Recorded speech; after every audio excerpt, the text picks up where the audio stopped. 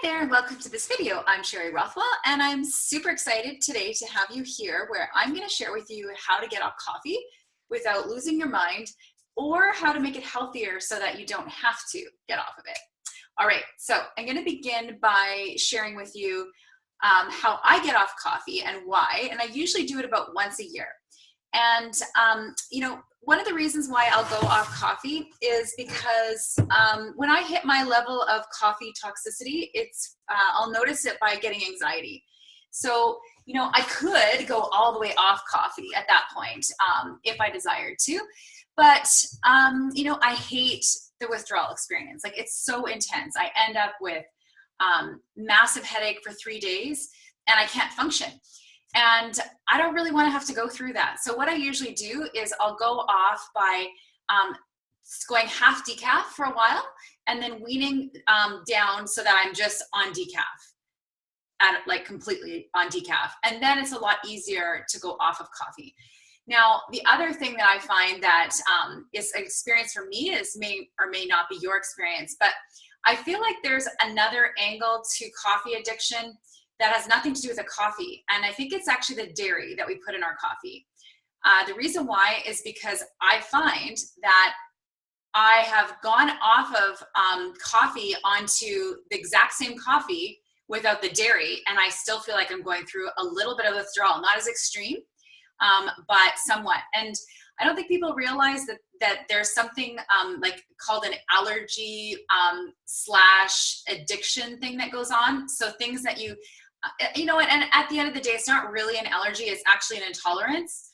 But what happens is your body is used to getting that food, and because it's something that's not being broken down properly, it turns into an intermediate chemical that really shouldn't be, right? Because your digestive system should break the dairy down properly. And these are called casomorphines. And these chemicals are like opiates that give you good feelings. So every time, you have your coffee with cream in it, you feel great. But then when you keep the coffee in, but you get rid of the dairy, that chemical is not made and you actually go through withdrawal. So you want to make a distinction if you're actually addicted to caffeine, if that's really the issue, or if dairy is an issue for you, okay? And I have a history of having trouble being able to tolerate dairy in large amounts.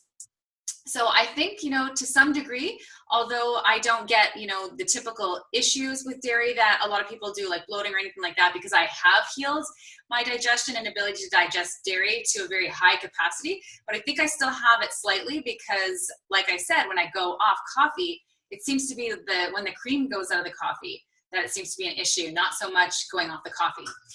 So those are some things to be aware of. Now, there's another really interesting thing that I've explored because every single year I take the time out to do some sort of a liver cleanse. And I've been doing that in my own life and teaching other people how to do it for over 7 years online and off. And every year I take some time to go off coffee. So I have a lot of experience with this. So one year I noticed something really interesting. And it was, I actually made something called de-acidified coffee. And the reason I made that is because I wanted to stay on coffee and not and still be getting the cleansing benefits that you would normally get from a cleanse of, healing your inflammation, essentially. And I found something really, really interesting. And that is, after a few days drinking my de-acidified coffee, I literally started craving Starbucks. Like, it was really, really strange. Okay, so I didn't go through a withdrawal, but suddenly I was like, this coffee is not satisfying me. And then I thought, oh, interesting. I wonder if there's also an addictive quality to the acids that are in coffee. So I can't prove this scientifically. Obviously, I don't have a lab to break this down and see what's going on here, but I think there's more to caffeine, so-called caffeine addiction to caffeine. Like, I honestly feel that caffeine is no issue for me. I think it's the dairy or the acids in coffee. And how you also can tell is, like, when you go off coffee, you go through not just a withdrawal of, say, foggy brain or headaches. And again, this could be me, but I experience joint pain. Like, nobody's business. Like, I feel like I have arthritis for a few days while these acids leave my body, okay? So anyhow, I think it's really important to take a break from coffee every once in a while and take a break from the dairy that's in it and the acids. So I am right now offering a cleanse. It's called the Hormone Harmony Cleanse. It's a 21-day cleanse. And so basically what I'm doing is I'm going to start by going on de-acidified coffee. And then if I feel like it, I'm going to take coffee out altogether. But I wanted to share this video with you about how to make de-acidified coffee in case you're one of the people who've already registered for the program and you want to do it this way with me, where you don't have to go coffee, but you can actually make your coffee healthier by taking the acids out of it. And also for those of you who are just, coffee addicts and you're looking for ways to either minimize coffee or make it healthier, or have some ideas for how to get off of it or understand the different reasons why it could be causing you so much trouble. If you do have like a lot of inflammation, for example, and you do have arthritis, one of the best things to get out of your diet is coffee, because all those acids that are in coffee are making your condition worse, and you're going to feel a lot better by just going off of coffee. But you can still have the pleasure of coffee without the acids by making de-acidified coffee, which is what I'm just about to show you right now. It's so easy. Okay, all right, so let's just move the camera. Okay, so easy. All I have here is 1 pound of coffee roasted. Now, you want to use a brand of coffee that I'm going to come down here so I can still be with you.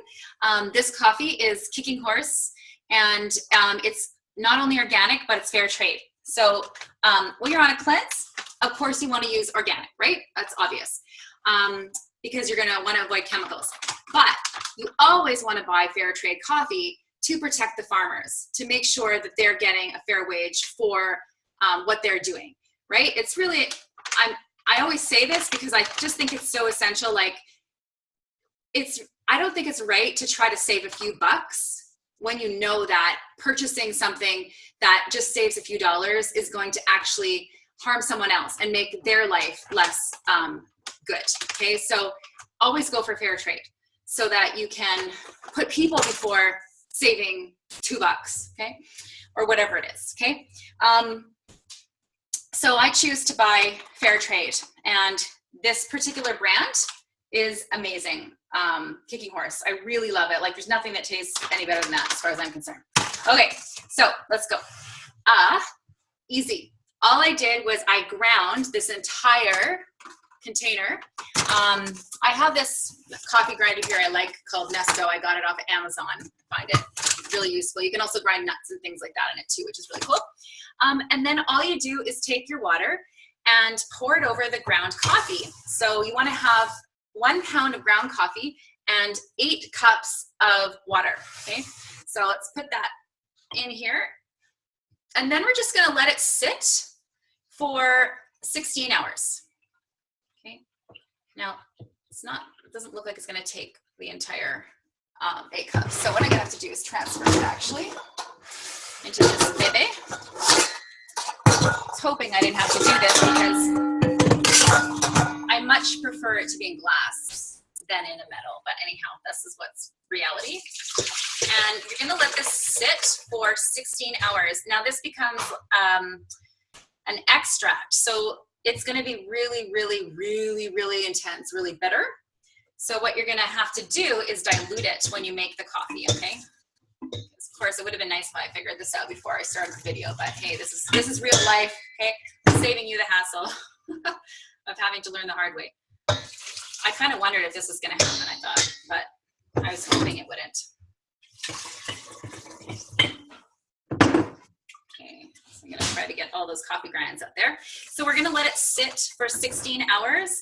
And you basically, what you do is you use 2 tablespoons of this extract. So the next, like in 16 hours, I'm going to pour off the water and then put that into its own container.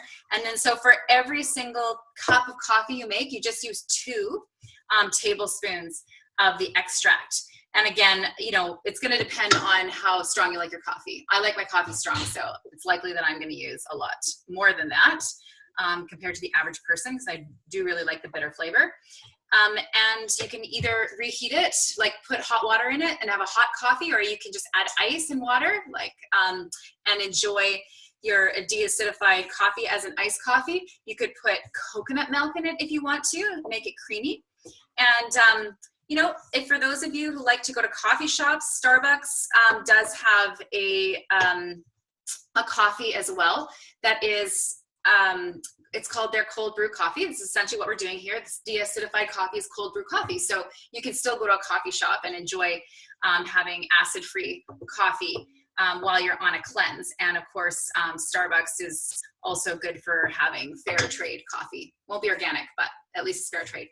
All right, so I hope that's given you some ideas of how you can enjoy your coffee, but make it healthier, and some ways to get off of it for a bit if you need to. So if you have adrenal stress, okay, or start getting anxiety, that would be a good reason to go off coffee for a while and just, you know, rebuild yourself, get some good fats in there and good nutrition so that you have the ability to enjoy coffee again. All right, bye for now.